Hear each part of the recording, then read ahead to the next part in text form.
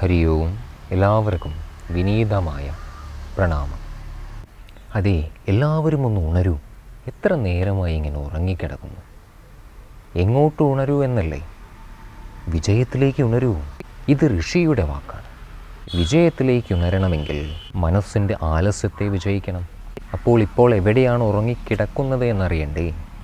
ഋഷി പറയുന്നു ഭഗവത്ഗീതയിൽ. അതേ കാര്യം തന്നെയാണ് ഭഗവാൻ ശ്രീകൃഷ്ണനും നമുക്ക് പറഞ്ഞു തരുന്നത്. 2-ാം അധ്യായത്തിലെ 69-ാമത് ശ്ലോകം. യാ നിശാസ്രവഭൂതാനാം തസ്യാം ജാഗർത്തി സംയമി യസ്യാം ജാഗ്രതി ഭൂതാനി സാ നിശാഹ പശ്യതോ മുനേഹേ. കാവ്യഭാഷ ഇതാണ്.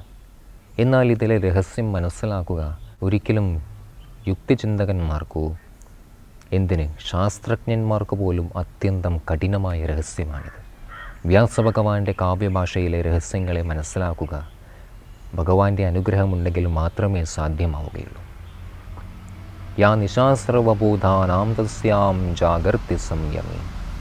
എവിടെയാണോ എല്ലാ ഭൂതങ്ങളും ഉറങ്ങിക്കിടക്കുന്നത് അവിടെ ഒരു മുനി സംയമി ഉണർന്നിരിക്കുന്നു. യസ്യാം ജാഗ്രതി ഭൂതാനി സാ നിശാഹ പശ്യതോ മുനേഹേ. എന്നാൽ ഒരു മുനി എവിടെയാണോ ഉറങ്ങി നിൽക്കുന്നത് അവിടെ എല്ലാ ജനങ്ങളും ഉണർന്നിരിക്കുന്നു. രണ്ടു തരം കാഴ്ചപ്പാടുകളെ വ്യക്തമായി മനസ്സിലാക്കി തരാനാണ് മഹർഷി ഈ ഭാഷ ഉപയോഗിച്ചിരിക്കുന്നത്. എന്താണ് ആ രണ്ടു തരം കാഴ്ചപ്പാട്? ഒന്ന് സാധാരണയായ നമ്മളെപ്പോലുള്ള എന്നെയും നിങ്ങളുടെയും കാഴ്ചപ്പാട്, സാധാരണ മനുഷ്യൻ്റെ കാഴ്ചപ്പാട്. മറ്റൊന്ന് ഒരു മുനി അല്ലെങ്കിൽ ജിതേന്ദ്രിയനായ ഇന്ദ്രിയങ്ങളെയും മനസ്സിനെയും വിജയിച്ച ഒരു യോഗിയുടെ കാഴ്ചപ്പാടും തമ്മിലുള്ള വ്യത്യാസം എന്താണ് ഈ കാവ്യഭാഷയിലൂടെ ഭഗവാൻ നമുക്ക് മനസ്സിലാക്കി തരുന്നത്. ഇനി എന്താണ് ആ വ്യത്യാസം എന്നല്ലേ പറയുന്നു. യാ നിശാസർവഭൂതാനാം.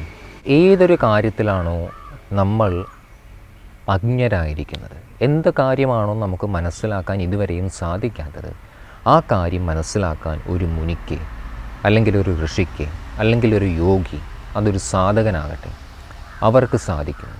എങ്ങനെ സാധിക്കുന്നു?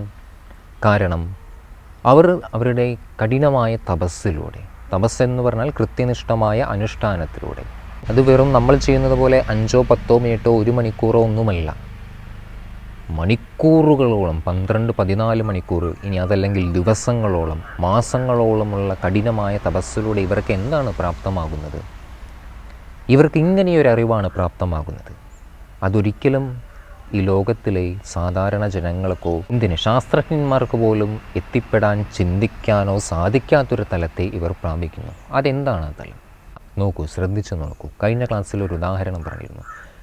ഒരു ഗ്രാമത്തിലെ വിദ്യാഭ്യാസമില്ലാത്തൊരു സാധാരണ കർഷകൻ അവിടെ ലൈറ്റ് കത്തിക്കൊണ്ടിരിക്കുമ്പോൾ കറണ്ടിനെക്കുറിച്ചോ അതിൻ്റെ വ്യതിയാനങ്ങളെക്കുറിച്ചോ അതിൻ്റെ പ്രത്യേകതകളെക്കുറിച്ചോ ഒന്നും അറിയില്ല. എന്നാൽ ഒരു എൻജിനീയർക്കറിയാം ഇവിടെ പ്രകാശം ലൈറ്റ് കത്തുന്നുണ്ടെങ്കിൽ അതിന് പിന്നിലെ കാരണം കറണ്ടാണ്.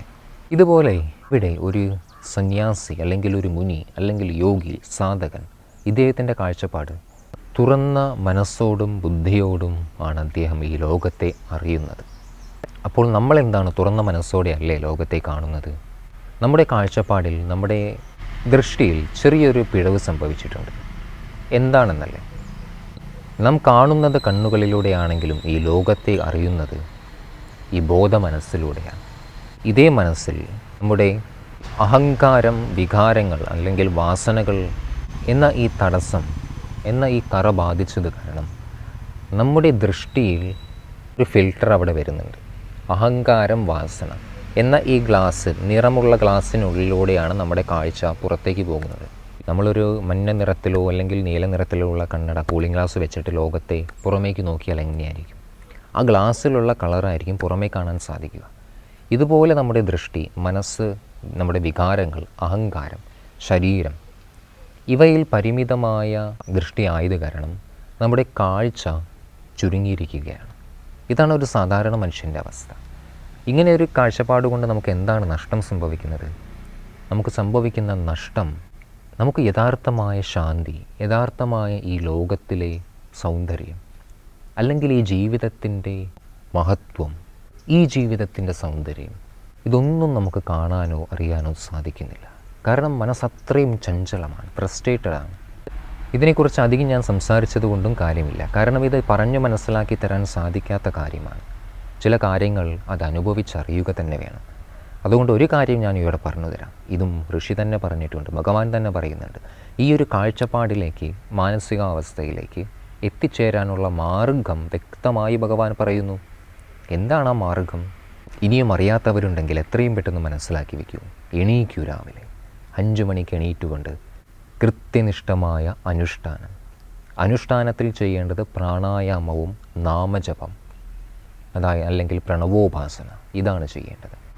ദീർഘമായ ശ്വാസം എടുത്തുകൊണ്ട് ശ്വാസത്തിലേക്ക് തന്നെ ശ്രദ്ധിച്ച് ആ ശ്വാസത്തോടൊപ്പം ഒരു മന്ത്രത്തെയും മനസ്സിൽ ഓർമ്മിച്ച് ശ്രദ്ധയെ പൂർണ്ണമായും അവനവനിലേക്ക് കൊണ്ടുവരാൻ സാധിക്കുന്നവർക്ക് കാലം കൊണ്ട്, സമയം കൊണ്ട് അവരുടെ മനസ്സിലെ അന്ധകാരം ഇല്ലാതാകുന്നതാണ്. പക്ഷെ അതിന് തപസ്സനുഷ്ഠിക്കുക തന്നെ വേണം. തപസ്സെന്ന് പറഞ്ഞാൽ തെറ്റിദ്ധരിക്കരുത്. ഏതെങ്കിലും ഗുഹകളിലോ കാട്ടിലോ പോയിരുന്ന് ശരീരം അനങ്ങാതെ വെറുതെ ഇരുന്നത് കൊണ്ട് കാര്യമില്ല. വീട്ടിലിരുന്നു കൊണ്ട് തന്നെ ചെയ്യുന്ന സമയത്ത് പൂർണ്ണമായ ഏകാഗ്രതയോടെ ശരീരത്തെ അനങ്ങാതെ നിർത്തിക്കൊണ്ട് ഒരു 15 മിനിറ്റെങ്കിലും സാധിച്ചാൽ മഹാഭാഗ്യം. അത്രയും ഏകാഗ്രത നമുക്ക് ആവശ്യമാണ്. അതിലൂടെ തീർച്ചയായിട്ടും മനസ്സിലാക്കാൻ സാധിക്കും. ശ്രദ്ധിക്കൂ, ഈ സത്യമെന്നത് ഇത് മനസ്സുകൊണ്ടോ ബുദ്ധി കൊണ്ടോ എത്തിച്ചേരാൻ സാധിക്കാത്ത, മനസ്സിനും ബുദ്ധിക്കും അപ്പുറമുള്ള പാരമാർത്ഥികമായ സത്യമാണ്. ഇത് ഭൗതിക ശാസ്ത്രത്തിൻ്റെ രീതിയിലുള്ള ചിന്തനങ്ങൾ കൊണ്ടോ മെറ്റീരിയൽ സയൻസിൻ്റെ വഴിക്ക് ചിന്തിച്ചാലോ ഏത് രീതിയിൽ ചിന്തിച്ചാലും ഇതിനെ മനസ്സിലാക്കുക അസാധ്യമാണ്. ഇത് ബുദ്ധിക്ക് അപ്പുറത്താണ് ഈ സത്യം.